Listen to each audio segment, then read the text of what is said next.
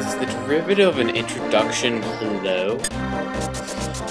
I don't really know, but this is redxparasite, and I'm playing A Link to the Past. We are back with more exploration. Last couple of episodes we've been getting a lot of stuff, including the Quake Medallion, the Zora Flippers, upgrading our arrows, the third bottle, and upgrading my shield and boomerang. Yeah, we've been doing a lot of exploration in the past few episodes, and I'm sorry to say it continues into this episode. Not a lot plot-wise is getting done, so to keep myself entertained while my exploration is going on, I'm going to be doing my calculus homework, because I have a lot of homework tonight, and I'm still recording a video anyways, because I'm intelligent like that. And yes, I'm in calculus. Those... In case you didn't notice, all the enemies in the Dark World are like pigs. Remind you of Ganon at all?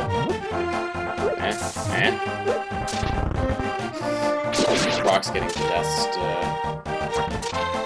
What's in this house? It's a store, but I don't have enough for anything useful. So those enemies, the ones that are going to be just right outside here, those are the one that just stole an arrow from me, if you saw that. Those can steal your shield, so I mean they won't always steal your arrows. Like, that was pretty lucky actually. Sometimes they will steal your shield, and you'll have to go get a new one. Like, you can buy a new one for 50 rupees. And then of course, you'd have to go and upgrade it again if you wanted it to be a super duper awesome red shield of super duper awesomeness. Let's see, let h of x equal f of x times g of x, and j of x equal f of x over g of x. Fill in the missing entries in the table below using the information about f and g given in the following table and the definitions of h and j.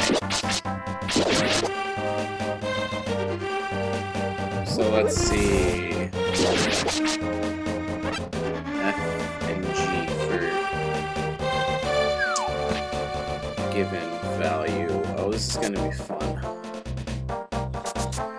So let's see. In order to find h prime of x, h prime of x is equal to derivative of f times g plus f times the derivative of g. So it gives me those values. So all I have to do is I have to take, for x equals -2, h prime of x, I need to make a table. I feel like it.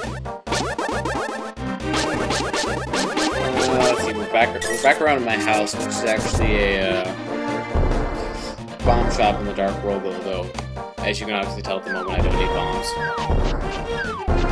I have plenty of them, thank you. 4, 5, 6. Isn't exploration exciting? Almost as exciting as the calculus homework that I'm doing. Almost. So let's see, in here we get to... This is the other side of the Northeastern Regional Sewer District, I mean the sewer. So this is another one of those tabs, Darn it. Objects exist simultaneously in both worlds with similar shapes. So in other words, if you interact with an object in one world, like the light world and the dark world, its twin in the other world will do the same. It's a totally useful piece of information, but I thought I'd share it with you regardless. So now I'm going to go back to the light world, although not in here, because it would be bad to do it. Well, I don't know if it would really be bad to do it in there or not. So I'm going to walk out a little bit, and it's wolf time. Ooh, a nice ball, like right inside of an enemy. Of course, that's like the point that I picked to get back. Getting out my boomerang, because I want to get that, but I can't, because unlike in certain other Zelda games, the boomerang doesn't go through walls in this game. Quite annoying. So, doing some more block pushing so we can actually open up the sewer this time. So you see that... I keep on calling this the sewer.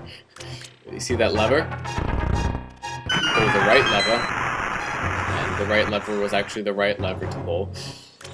Because it let the water out, which in turn sucked some water out of this area.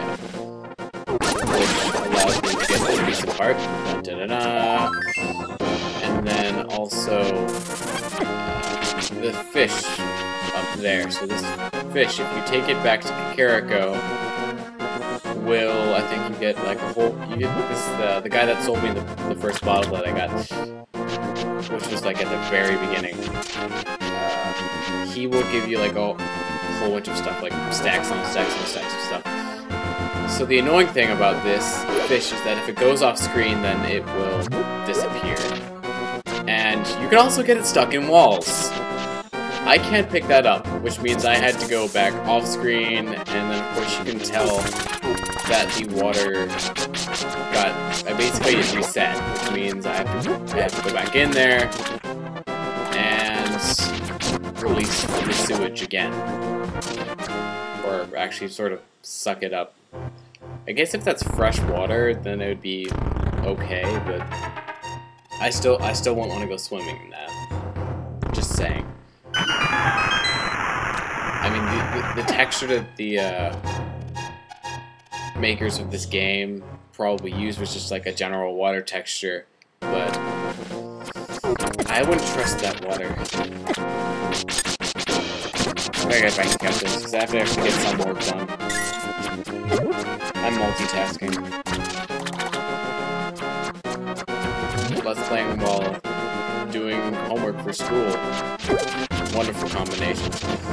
So another annoying feature about the fish is that if you're not holding it, then it'll start jumping around everywhere, which means it's prone to jumping off of the screen like it did there. So this part was so painful for me. Good thing I started using save states. Though I try not to, it's parts like this that save states help me keep my sanity.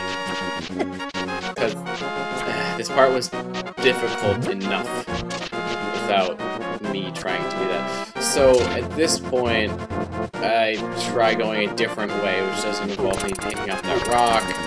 So obviously this way is significantly longer.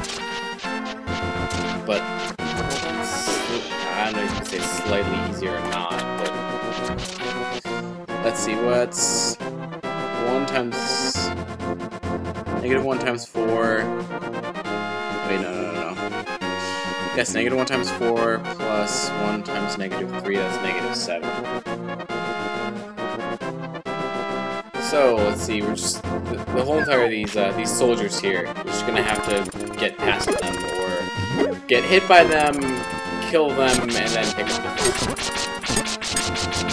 Because I sort of paused there for a second thinking, how the heck am I going to get through here without dropping this fish? But the good thing is that it got sort of stuck in that corner, which made it easier to get again. I'm shivering just thinking about this. Going down now, and then to the left, heading towards Kakariko. So we get to encounter more soldiers here. Luckily, these ones are a lot easier to dodge, just sort of good timing, or looping around trees. Epic dodge. You can't catch me. And then we get to this part. It gets sort of annoying. Like, oh, aha, I can jump down here. Just sort of sneak past. Except I can't seem to sneak past that one. Oh crap. And wait for it. Wait for it. Wait for it. Oh wait, not yet. And the fish went off screen again. Isn't that lovely? It's an absolutely just wonderfully, fantastically fabulous. Just like... Oh gosh, let's see, I can't remember what the potion rule is.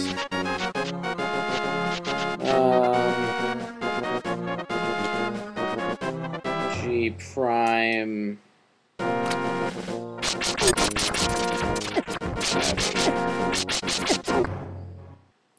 F prime G plus F G prime over G squared. You know what, I'm just gonna start plugging these in my calculator. So once you've done them, you've done one, you've done, not all of them, but you've done one of most of them.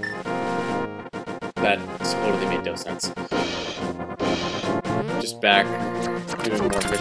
You know, the really annoying thing about the fish is that I think it happens this time, where you have to like try to obviously fight the enemies to get out, because you can't just walk through enemies.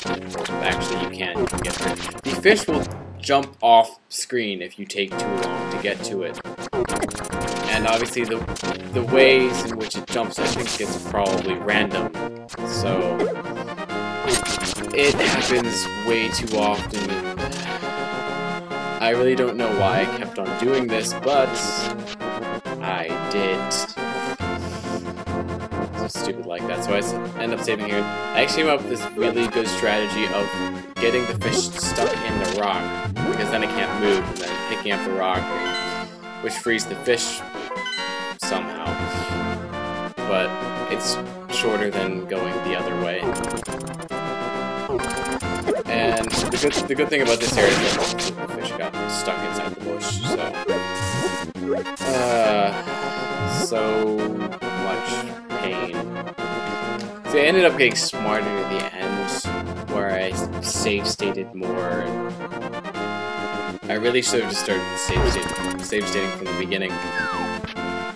But then again, I guess I don't anticipate this game very well. Sort of like me getting hit by the enemy 4 times in a row. Or almost dying. No, I do die this time. Frustration. You can just feel the anger emanating from my body. You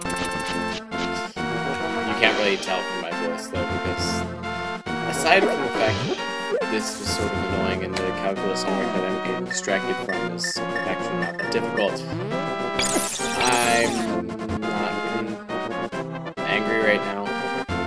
Sorry. If you're expecting me to be like, oh my god, these guys are so annoying! You gotta be kidding me!